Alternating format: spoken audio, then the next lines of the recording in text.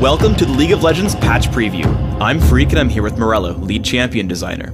Together we'll be discussing some of the gameplay changes coming into the next update for League of Legends. While this video does not cover every single change, it will explain the thought process behind some of our decisions.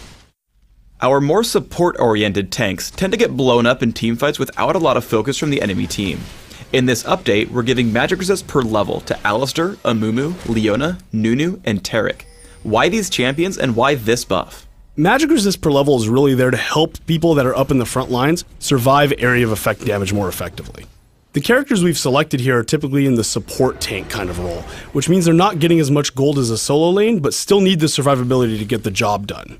This is a pretty simple change that should just help support tanks feel more like real tanks at later stages in the game. Master Yi has some pretty big problems with consistency, and it makes him either dominate a game or completely fall flat. Next update, Highlander's duration is going up at lower ranks. What do we expect to happen after these buffs? Highlander's really the thing that lets Master Yi be Master Yi, and an increased duration on this means he's Master Yi more often. The duration increase on Highlander is really there to give Yi mid-game teamfight presence and better ganking power. This is really important for Yi as he's the kind of character who needs a ton of gold and he needs to have a decent early game to be effective later. Ryze has a few major issues. First, he's overpowered in high-level play as he deals way too much damage for how tanky he gets. Second, he has only one real item build without any room for variety. In the Varus update, Ryze is undergoing a whole suite of changes. The mana ratios on Overload and Rune Prison are getting nerfed, but Spell Flux is gaining one. Overload's base damage and ability power ratio are going up, and Spell Flux is going to prioritize bounces to enemy champions. We're tweaking some of his base stats, mana costs, and spell ranges to make him more consistent with other mages. Finally, his ultimate is losing its passive mana and gaining an additional active effect, granting bonus movement speed. What do we expect to see out of these changes to Ryze? By lowering the mana to damage ratio on his spells and removing the passive mana from his ultimate, the tanky build is just going to do less damage. With him getting improved AP ratios and spell flux hitting champions more often, buying AP should be a much more attractive option if you want to do lots of damage. For example, instead of buying a Banshee's Veil, you could opt for more damage and a Rod of Ages, or you could upgrade your Tear of the Goddess into an Archangel Staff and actually get legitimate damage returns on it. The addition of movement speed to the ultimate gives Ryze more gameplay options.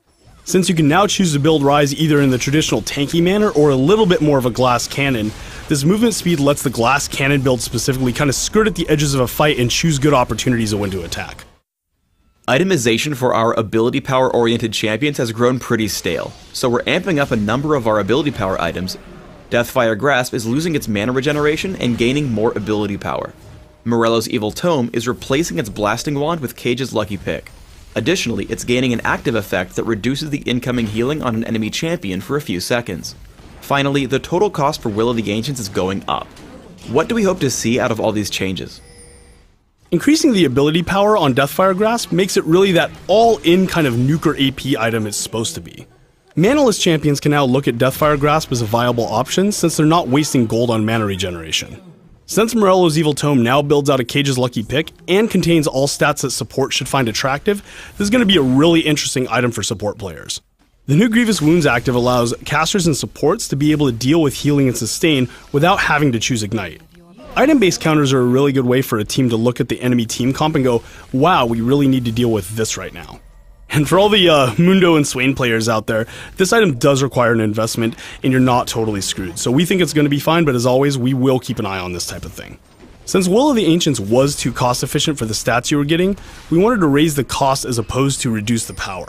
So you still get the cool item, you just have to pay what the item is worth now. The reason we touched all these items in the first place was to increase caster item diversity. Most games you just saw a Death Cap or a Will of the Ancients on almost every AP caster, and this should open up a lot more options for how you want to customize your AP mage play. Thanks for tuning in to the League of Legends patch preview. Please subscribe to the Riot Games YouTube channel above and leave us your comments just below the video.